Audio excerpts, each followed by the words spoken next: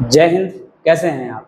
जो हमारी previous class थी वहाँ पर हमने चंद्रगुप्त मौर्य से संबंधित जो भी इम्पोर्टेंट फैक्ट थे, इन्फॉर्मेशन थी, वह सब पढ़ी थी। जिसमें हमने यहाँ बताया था कि कैसे मौर्य वंश की स्थापना चंद्रगुप्त मौर्य के द्वारा की जाती है, कैसे चाणक्य की सहायता से वह एक अखिल भारतीय साम्राज्य की स्थापना करते हैं। आगे हम देखेंगे चंद्रगुप्त मौर्य की मृत्यु के बाद, जैसा कि आपको पता होगा चंद्रगुप्त मौर्य की जो मृत्यु होती है वह कहाँ होती है, उत्तरी कर्नाटक के श्रवणबेलगोला में। जब वह अपने अंतिम समय में जैन धर्म को अपना लेते हैं और संलेखना पद्धति के द्वारा अपने प्राणों को त्याग देते हैं। उनकी मृत्यु के बाद क्या होता है, अगला जो शासक होता है वह बनता है उनका पुत्र, इसका नाम होता है बिंदुसार। कहते हैं कि जब इसका जन्म हुआ था तो इसके मस्तिष्क के बीचों बीच में एक बिंदु जैसी संरचना थी, जिस कारण इसका जो नाम पड़ा था वह बिंदुसार पड़ा था। यह किसका पुत्र था, यह पुत्र था चंद्रगुप्त मौर्य। और जो शासक था धनानंद, उसकी जो पुत्री थी धुरधरा, उसका पुत्र था। तो इसके पिता का क्या नाम था, इसके पिता का नाम था चंद्रगुप्त मौर्य, चंद्रगुप्त। माता का नाम क्या था, धुरधरा। यह किसकी पुत्री थी, यह धनानंद की पुत्री थी। इसे अलग अलग नामों से भी जाना जाता है, जैसे कि जो ग्रीक लेख हैं, या हम कह सकते हैं जो यूनानी जो लेखक हैं, यूनानी जो लेख हैं, वहाँ पे इसे अमित्र केटस कहा जाता है, या अमित्र घात कहा जाता है, या अमित्रोघात कहा जाता है, अर्थात शत्रुओं का नाश करने वाला,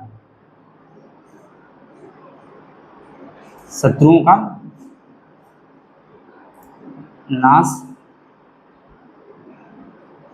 करने वाला। जैसा कि हमने देखा था कि चंद्रगुप्त मौर्य को भी यूनानी लेखों में सेंड्रोकोटस या एंड्रोकोटस कहा गया है, क्योंकि ये क्वेश्चन अक्सर एग्जाम में पूछ दिए जाते हैं कि निम्नलिखित में से किस शासक को अमित्रोघात या अमित्रकेटस या सिंहसेन कहा जाता था। तो इसमें आपको सबके नाम पता होना चाहिए कि किस शासक को किस किस नामों से जाना जाता है। तो इसे हमने देखेंगे तो वायु पुराण में इसे मद्रसार कहा जाता है, जैन ग्रंथों में इसे सिंहसेन कहा जाता है। तो वायु पुराण में क्या कहा जाता है, वायु पुराण में जो इसका जिक्र होता है वह मद्रसार के नाम से होता है।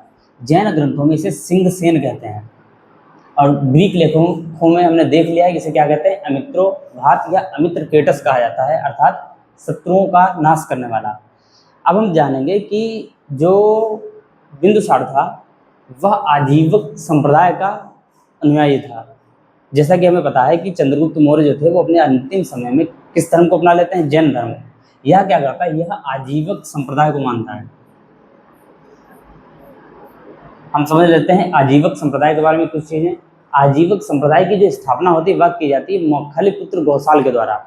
यह लगभग महावीर स्वामी के समकालीन होते हैं। इनके द्वारा क्या किया जाता है, आजीवक संप्रदाय की स्थापना की जाती है। यह संप्रदाय पूरी तरीके से भाग्यवादी है, यह नियतिवादी है। इनका यह मानना है कि हर चीज पहले से फिक्स है, हर चीज जो हम कह सकते हैं वह नियति के आधार पर निर्धारित है। आपकी इच्छा शक्ति की, हम क्या यह कह सकते हैं कि आपकी इच्छा शक्ति का कोई वजूद नहीं है, पहले से ही हर चीज़ें फिक्स हैं।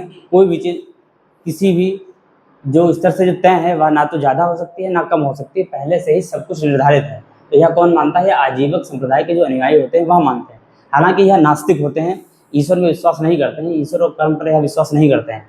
इन्हीं के दरबार में, बिंदुसार के दरबार में एक पिंगलवास करके जो आजीवक संप्रदाय के जो साधु होते हैं वह इन्हीं के दरबारी होते हैं। यह भाग्यवादी है, भाग्यवक्ता होते हैं, भाग्यवादी या भाग्यवक्ता। तो हमने क्या देखा है कि आजीवक संप्रदाय क्या है, वह नियतिवादी है, वह भाग्य पर विश्वास करता है। उनका क्या मानना है कि हर चीज पहले से ही नियति है, पहले से ही फिक्स है, मनुष्य की इच्छा शक्ति उसमें किसी भी प्रकार का कोई परिवर्तन नहीं कर सकती है। इन्हीं के दरबार में हम क्या देखते हैं, इनके दरबार में दो जो राजदूत हैं वो भी आते हैं। जैसा कि हमने देखा था कि चंद्रगुप्त मौर्य के दरबार में कौन आता है, मेगस्थनीज आता है। इनके दरबार में डायमेकस और डायनोसियस दो जो दरबारी होते हैं वह इनके दरबार में आता है, डायमेकस और डायनोसिस।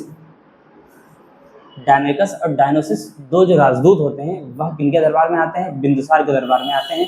यह आप याद रखिएगा, काफ़ी इंपॉर्टेंट फैक्ट है। तो डायमेकस कौन होता है, डायमेकस होता है सीरिया का जो शासक होता है एंटियोकस फर्स्ट, उसका राजदूत होता है। डायमेकस कौन होता है, सीरिया का शासक जो एंटियोकस फर्स्ट होता है उसका राजदूत होता है। और यह सीरिया के शासक से बिंदुसार तीन चीज़ों की मांग करता है। किसकी, मीठी मदिरा की, मीठी मदिरा, सूखी अंजीर,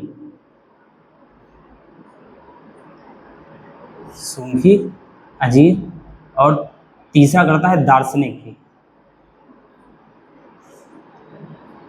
इसमें इसकी जो दो मांगे होती हैं, मीठी मदिरा और सूखी अंजीर को जो शासक होता है उसके द्वारा पूरी की जाती है, परंतु दार्शनिक की जो इसकी मांग होती है उसे पूरा नहीं किया जाता, क्योंकि इनका मानना होता है कि वह ज्ञान को या दर्शन को एक संस्कृति से दूसरी संस्कृति का जो कहते हैं जो विस्तार होता है, या हम कह सकते हैं जो पलायन होता है, उसे यह नहीं मानते हैं। तो किसी न किसी कारणवश या दार्शनिक की जो मांग होती है उसे नहीं मानते हैं। अगला जो इनका हमने देखा था, जो दूसरा जो था दरबार, जो उनके दरबार में आया था, वह था डायनोसियस। वह किसका था? मिस्र के शासक फिलाडेल्फस। इन्हें टॉलमी सेकंड भी कहा जाता है। इनका राजदूत था। यह किसके दरबार में आता है? यह आता है बिंदुसार के दरबार में।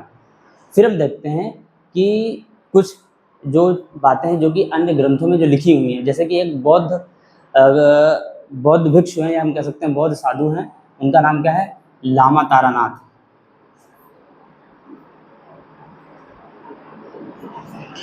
लामा तारानाथ के द्वारा बताया जाता है कि बिंदुसार, जिसे वह विंध्य नामक एक शासक के रूप में डिकोड करते हैं, बताते हैं कि विंध्य नामक शासक के द्वारा जो दो समुद्रों के बीच का जो क्षेत्र है वह उनके अधिकार क्षेत्र में होता है, तो उनकी पहचान बिंदुसार के रूप में की है। तो माना जाता है कि बिंदुसार के द्वारा जो दक्षिण भारत का जो क्षेत्र है वह इनके अधिकार क्षेत्र में था। वहीं एक तमिल कवि हुए हैं, उनका भी यह मानना है कि तिरुनेल्वेली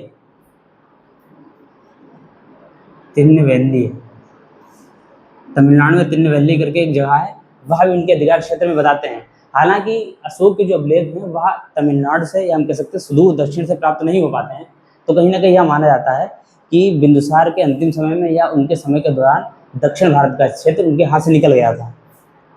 अब हम देखेंगे इनके शासन के अंत में, बिंदुसार के अंतिम समय में हम क्या देखते हैं? कुछ विद्रोह होते हैं, जिसमें सबसे इंपॉर्टेंट होता है तक्षशिला का विद्रोह। तक्षशिला का विद्रोह बिंदुसार के अंतिम समय में होता है। इसे दबाने के लिए वो क्या करते हैं? इसे दबाने के लिए वह सुसीम को भेजते हैं, अपना जो इनका जो बड़ा पुत्र होता है सुसीम को भेजा जाता है, परंतु यह असफल हो जाता है। फिर यह क्या करते हैं? अपने जो पुत्र होता है, छोटा पुत्र अशोक, उसे भेजा जाता है। यह क्या होता है? यह उज्जैन का गवर्नर होता है।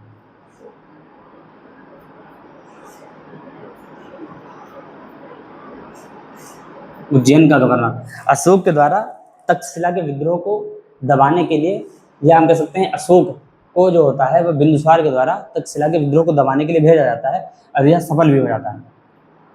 इस तरीके से हमने क्या देख लिया? इस तरीके से हमने देख लिया है चंद्रगुप्त मौर्य और बिंदुसार, जो दो शासक हुए मौर्य वंश के, उन्हें हमने बेहतर तरीके से पढ़ लिया है। एग्जाम में शायद ही हो सकता है कि इन जो टॉपिक हैं, या हम कह सकते हैं यहाँ जो पॉइंट लिखे हैं, इनसे बाहर क्वेश्चन आए। आगे जो हमारा जो शासक हुआ है, हम कह सकते हैं जो अगला मौर्य वंश का जो शासक होगा वह होगा अशोक, जिसके बारे में हम चीज़ें डिटेल से पढ़ेंगे, क्योंकि वहाँ से क्वेश्चन आने की संभावना प्रबल होती है। इनकी तुलना में, अगर हम बात करें, इनकी तुलना में अशोक से प्रश्न पूछे जाने की संभावना ज़्यादा रहती है। तो अशोक को हम डिटेल से पढ़ेंगे और बेहतर तरीके से पढ़ेंगे। मिलते हैं नेक्स्ट सेशन में, जहाँ पर हम चीज़ों को बेहतर तरीके से समझेंगे। जय हिंद, जय भारत।